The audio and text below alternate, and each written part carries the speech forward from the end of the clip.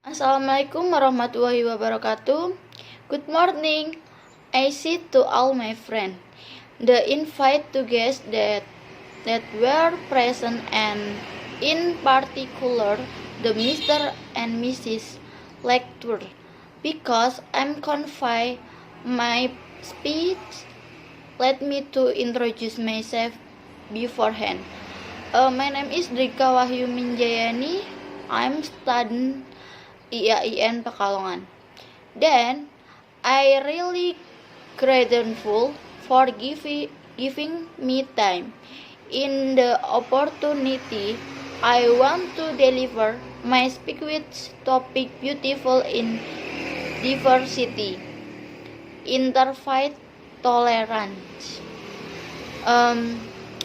We have two rails that our country has too many deliverance because is inhabited by many different ethnic groups. All different in Indonesia have considered and affected as mercy of good. So that is not double that we are obliged to keep the available difference.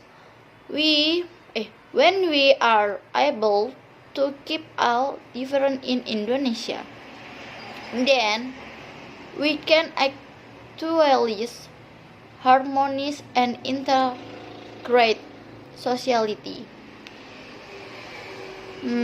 Ladies and gentlemen, Indonesia consists of thousand islands. The sovereignty of Indonesia extends from Sabang until Merauke.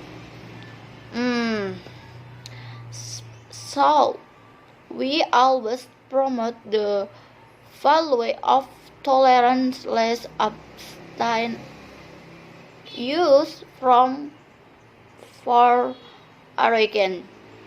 That can be standard or social life as society the respect earth other. There is the implied of the tolerant violation made by done by other, and we should be able to prove tolerance to concerned with and often to show the attitude of the professionalism of the in the community.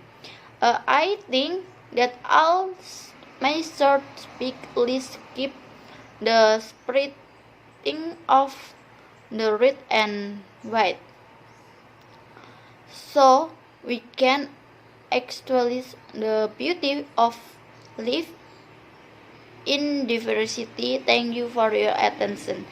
See you. Assalamualaikum warahmatullahi wabarakatuh.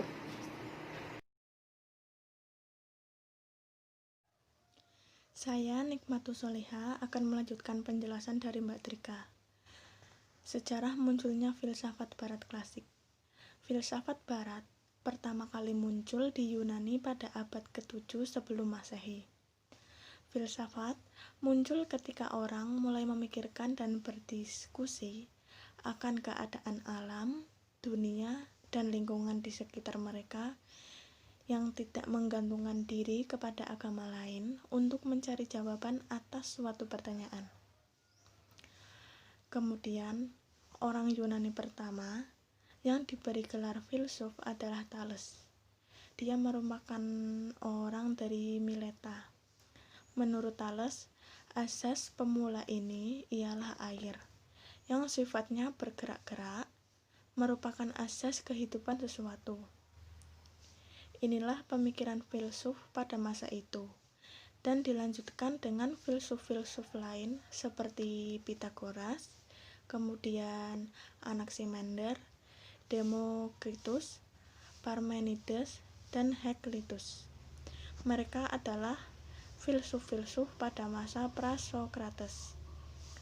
Kemudian, pada zaman Sokrates atau 469 sampai 399 tahun sebelum Masehi, ditandai dengan kemunculan kaum sofis yang berarti cendekiawan, atau diartikan juga dengan orang bayaran.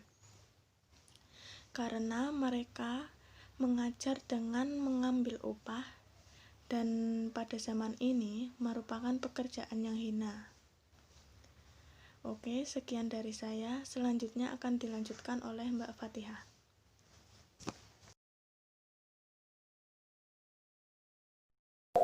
Oke, yang selanjutnya saya Fatihah Sukmawati, NIM 2519082, ingin menjelaskan materi yang selanjutnya, yaitu periodisasi dan pemikiran tokoh besar filsafat barat klasik.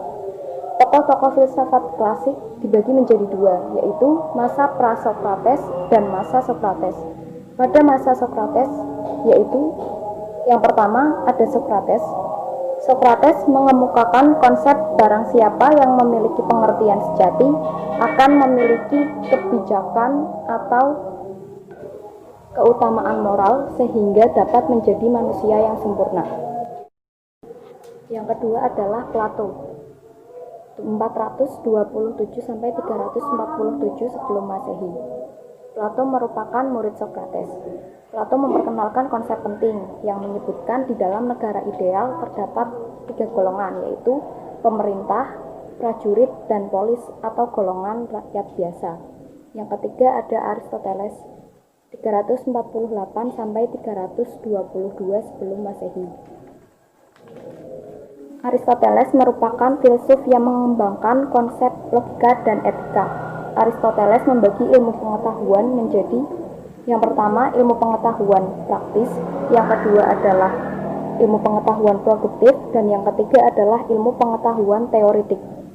Sedangkan tokoh besar filsafat barat klasik pada masa pra-Sokrates yaitu Thales, Anaximandros, dan Anaximenes. Terima kasih. Wassalamualaikum warahmatullahi wabarakatuh.